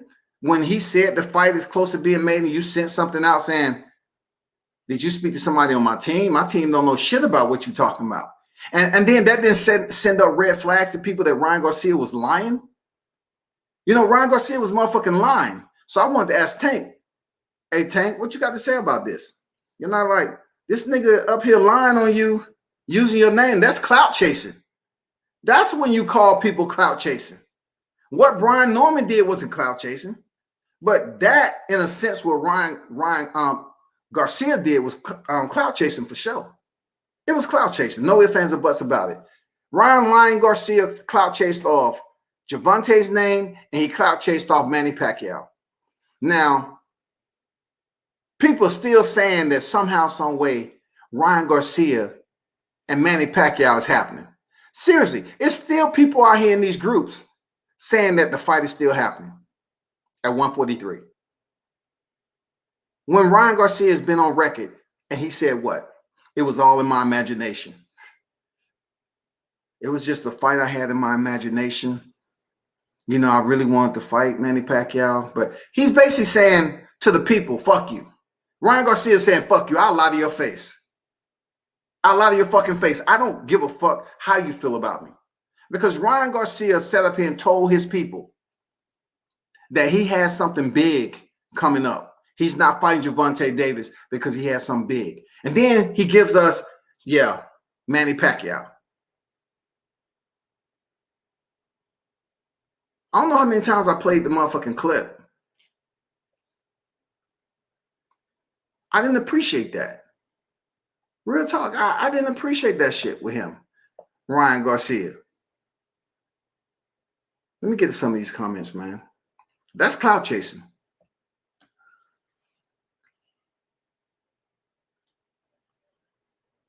Trick Note said, I heard FA going in on Wilder, but if they fight, I think it's suicide on a jogger's part. There are a lot of people going in on Wilder. But never forget the fact that Wilder is one of those guys who, like Roy Jones, was blessed with certain styles or certain complements to their body structure and physical ability, their strengths, that they're innately gifted, period. But what they do, they may not, you know, they may not have an all-around, you know, shit that people love to watch. But what more do you ask for when you see the knockout? F.A. Jogba, just like Nick's Trick said, it would be suicide for him to go in there with Deontay, even if it's a motherfucking 10-rounder. But if he cannot hurt Deontay Wilder, and F.A. is just like Anthony Joshua, he's very robotic. He's a robotic type fighter, dog. Just like I said about Francis Ngannou and all these people talking about he got the hardest punching power, that Mike Tyson and all that. You have to look at their fluidity as a fighter. How do they set up their punches? How do they even strategize the combinations? Are they going to be a counter puncher? You know what I'm saying? If they're in trouble, how are they going to make adjustments to get past it? A lot of people just say Deontay Wilder has a right hand and then they get slapped. HLD says Wilder versus Ruiz will be a big money fight. And Ruiz has become a gym rat the past year since joining the Canelo team. Kids look good and in shape. I'll pay $89.99. Damn. You pay $89.99 for that. I can't say I wouldn't because I support Team Wilder. You know what I'm saying? But I'm going to get back to your point, HLD. But this is what I want people to know. When he came up and he was saying that about Ryan Garcia, I say, bro, I'm media. This is my home. This is my backyard. I grew up here as a kid. I say, yeah, I'm supporting Brian Norman Jr., no doubt. But that doesn't mean I disrespect Tank. Tank is a legitimate savage, man, period. But Brian Norman represented it. He came here and did what the fuck he needed to do. But what I want him to understand is that I was asking you about a situation. And then I said, hey, can I get an interview with Tank? And they say no for no reason. But check this out. I'm looking at myself as a human being. I'm not going to wait 15 years for people to get in people's good graces for an interview. It's yes or no. I'm not begging you because I've been places in life too. I served my country. I did what the fuck I need to do. I shouldn't have to beg and plead. So when you nodding your head, shaking your head, boom, boom, boom, it's no all the time. I'm like, why? You know, like it's good shit to talk about. You know, if you're not going to tell me, let me talk to the fighter. That's all I'm trying to say. Like, what the fuck, dog? Some people, certain shit pop off because people are so, you know, they into themselves the wrong way. Like they just not trying to hear what people saying. Like when I said that shit in the ring, I say Ryan Garcia capping. How is that against Gervonta? It's not. I was just telling them Ryan Garcia is capping, but he thought I was saying that Gervonta didn't want to fight or something. I said, please. Gervonta Davis, come on. Ryan Garcia just got off the canvas against Luke Campbell, man. Jade, okay, back to HLD. I believe it is a big fight, but you know what? I'm going to be honest with you. I'm not totally sold on Andy Ruiz discipline. That's my thing. I'm not totally sold on Andy Ruiz discipline. You know what I'm saying? The reason why I'm saying that is what happened when he had the opportunity to defend his belts as the first Mexican. All right? The first Mexican. And look, they want to kick you out of the group, right? You be in a group and they be talking about he was the first Mexican. And then they say, and then somebody say, no, he wasn't.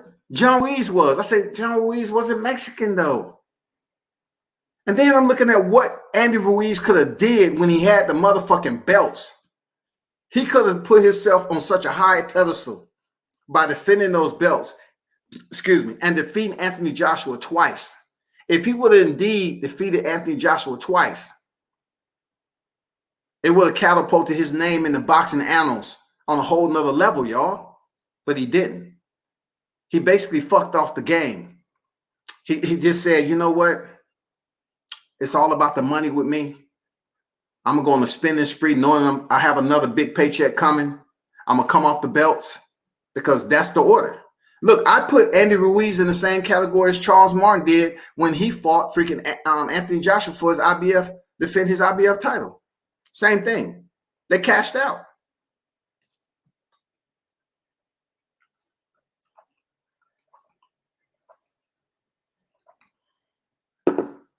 Real talk. They cashed the fuck out, man. And that I can't respect. I respect the shit out of Andy Ruiz when he went in there and dusted Joshua. I absolutely did. He got off the canvas and went to work.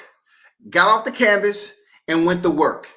All the time, I was telling people when this Deontay Wilder, Anthony Joshua shit, I said, man, Deontay will knock him out in under 4 rounds. But when Andy Ruiz stepped in there and he was going through the same shit, I say Anthony Joshua is overrated. He's fucking overrated. Andy Ruiz went in there and dusted him. First Mexican heavyweight. Everybody's jumping for joy. And then you go pretty much, you kind of let your country down because when it comes to Mexico fighters, right? When it comes to representing the Mexican colors, they expect you to go in there and deliver more than once. Seriously, some of the best wars in boxing is because those Mexican fighters went in there and delivered over and over again and have some classic fights. You know what I'm saying? That's what the Mexican color is about. So when Andy Ruiz went in there and sold himself out in Saudi Arabia and didn't even put forth the effort that he did initially, you know, people are looking at him like, man, you didn't even take the motherfucker seriously, dog. You went in there and gave Joshua the belts back. It's fucked up. But will I pay for him to fight Wilder? Absolutely. Absolutely, I will. Absolutely. Jay say Ruiz haven't proved shit. He just ducked Ortiz. Big facts. Trick say HLD, this is a good fight. Wilder can depend on his right hand. Can't depend on his right hand. He has to jab and use uppercuts. Ruiz be going to the body. But I got Wilder by 5th round KO. What do you think? And check this out, though. This is Brian Norman's interview. And I'm about to shut this shit down. But my next live is about the Wilder situation and Mark Breland. And it's going to be some shit people don't want to hear. It's going to be some things that people don't like. But they have to understand the entire process on what my mental delivery is and how I think about the process. I mean, how I think about the entire situation when it comes to Wilder as a champion, what we just seen with Mark Breland talking to a UK media outlet, how people are just brushing shit under the rug. You know what I'm saying? Like people are brushing certain shit aside.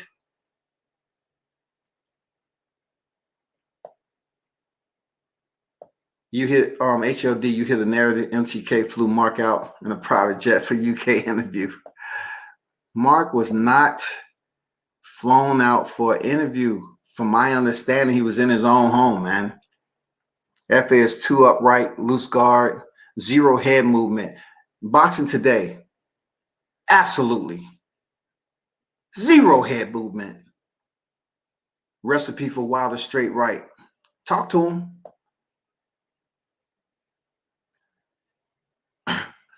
I'm late. What's going on? The reason why getting an interview with Tank an issue, why is not getting an interview with Tank an issue? Because I'm media. I'm combat sports media. That's why it's an issue. If you're in my backyard like you always are, there should be some familiarity amongst men. You understand? So therefore, when I approach these fighters, it's with all respect. And that's what I'm talking about. It's respect. That's why it's an issue. Why am I going into anywhere where I have notable fighters that's fighting on the elite level? Why wouldn't I push the issue for an interview? That's what I'm there for. I'm not there just to look around and shit. I'm there to basically get more familiarization with who that person, who that fighter is in that environment. You know what I'm saying? That's what media is about. You know that. And it's with all respect. It's all respect. If Ruiz had beat AJ twice, they'd be putting him on the pound for pound list. I agree. I agree. He would have been close to it. Ruiz realized he messed up and dumb, not surrounded by the right folks to focus on his craft. Though you got to admit, AJ fought like he was on his bicycle in the second fight for 12 rounds. I totally agree with you. AJ fought smart. And, I don't understand with all this power. Every time people talk about AJ's right uppercut, this right uppercut, like, bro, he tried to land that same uppercut over and over again. Like, he actually knocked down Carlos Takam in the 7th round, I believe, the 5th or 7th round. Carlos Takam got right back up. What about Joseph Parker? He got off his uppercut like 6 times on Joseph Parker. And Joseph slipped that shit. If you stand there and let Joshua hit you in the heavyweight, okay, cool. You might go down if you don't have a chin. That's anybody. Ruiz ran off the plug. He said, yup, Ruiz ran off the plug. Ran off on the plug, man.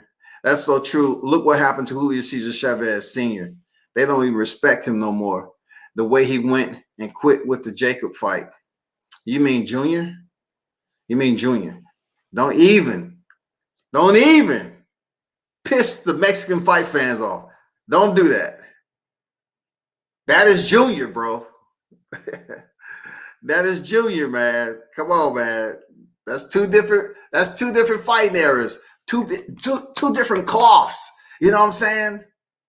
The blood pumps through the vein different from senior to junior. Shit. Wilder can hit FA with a hook as well as Wilder gonna hurt the kid. Bob Aaron ready to sacrifice FA already. Nah, man, I think FA Jogba would do better at Top Rank than he was doing over there at PBC. Real talk. I think he'll do better. They're gonna move him differently.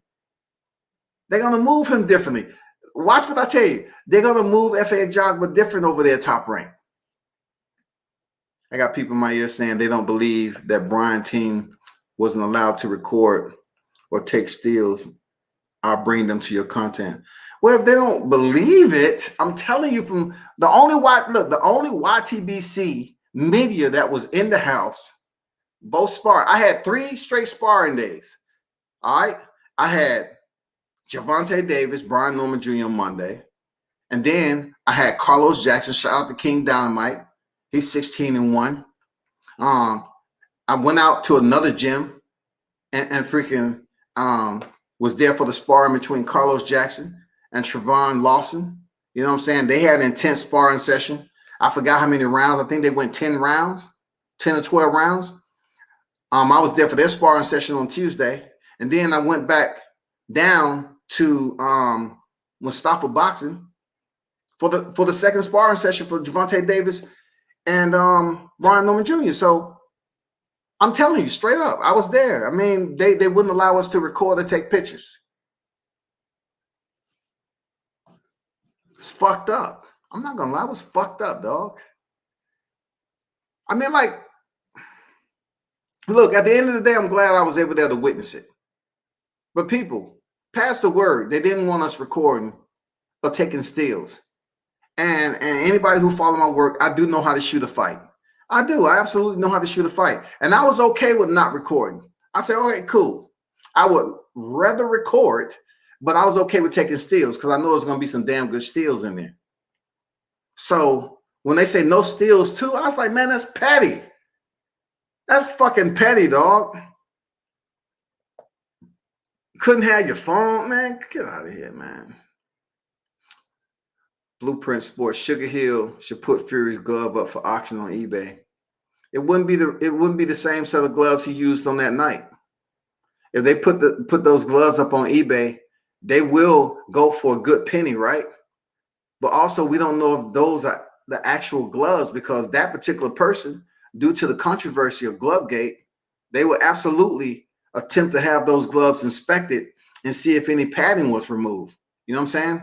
How do we know the gloves are not going to be remanufactured and they reinsert the padding and everything in the glove and sell it on eBay? I mean, come on, man. It's just too much alteration that may occur with those gloves. It's just too much is going on, man.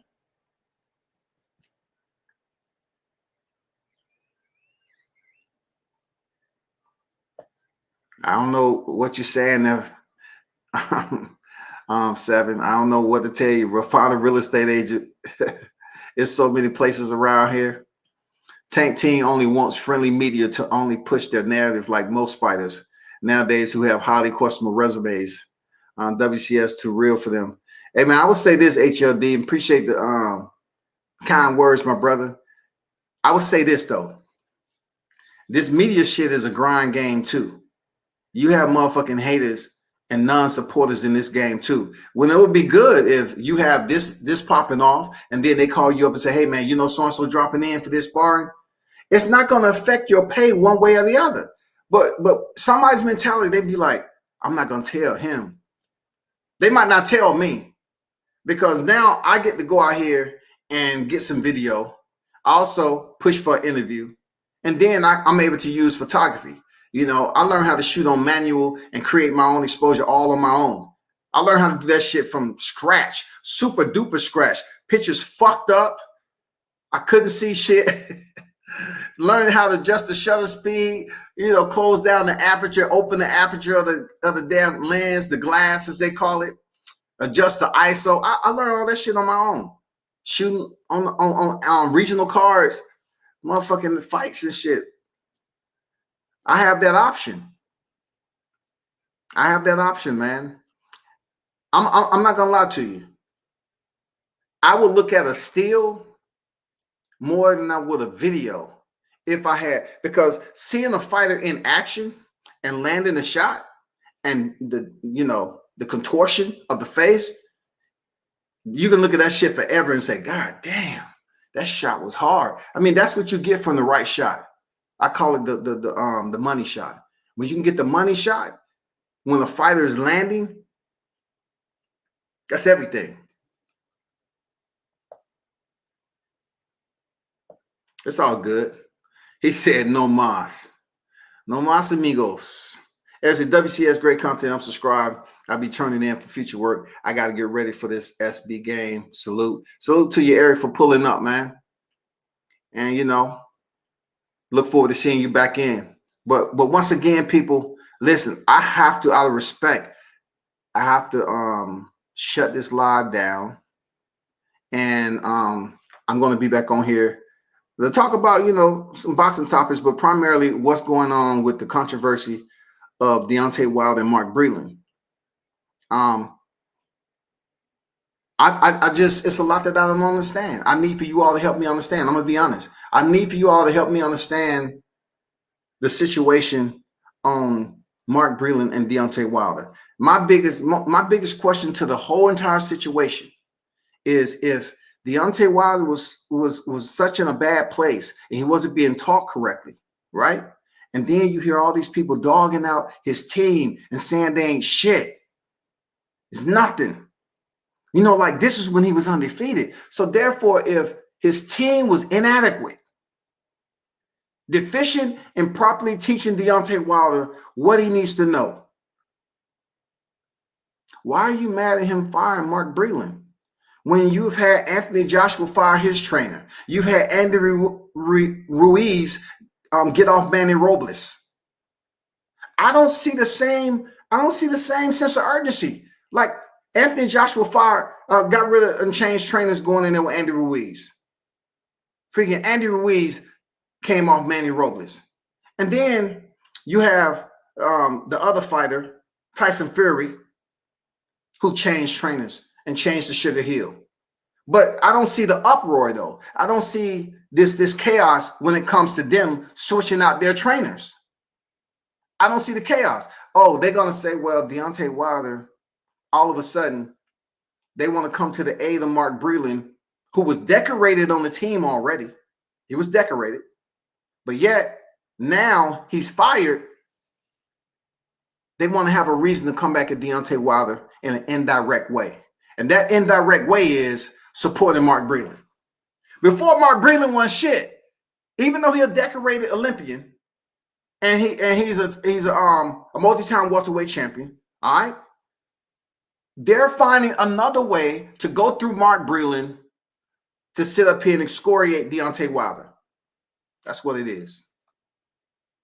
That's the angle. Because the last time I checked, right, they was criticizing Deontay Wilder's team, even though he was undefeated. But then he loses one time, and he makes the comments, and people was like, well, about time he lost. It was a long time coming. He should have did it a long time ago. And then, the situation comes out that he fired Mark Breland, who threw in the towel. And people was like, oh, this is the perfect time. We have something now. We have Mark Breland. He's so quiet. He's a good guy. So was Mark Breland not good when he was on the fucking team? Right?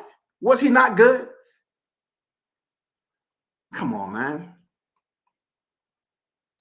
Tampa Chiefs. Listen, that's neither of my team. But to answer your question, I'm going for Tampa.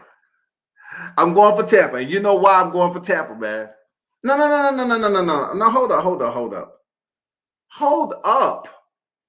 I'm not going for Tampa. I'm going for the Chiefs. Neither one of them are my team, but I'm going for the Chiefs. That's who I'm going for.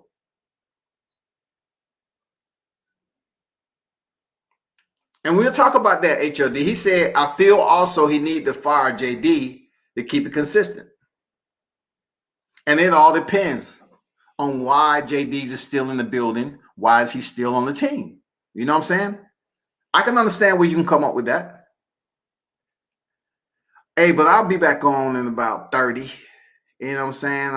We're going to go over some audio from Deontay Wilder's interview with 78 Sports TV, because that's who Deontay Wilder gave the interview to exclusively in response to Mark Breland and what he came out and said. You know what I'm saying? That basically he was trying to give Luis Ortiz, Deontay Wilder's only credible win, and a plethora of all other shit that's going down right now. Oh, and I definitely want to talk about the Tyson Fury, Anthony Joshua, undisputed. That's what I want to talk about too. I want to talk about that. So y'all stand by. I'll be back on. Turn up and tune in to World Combat Sports.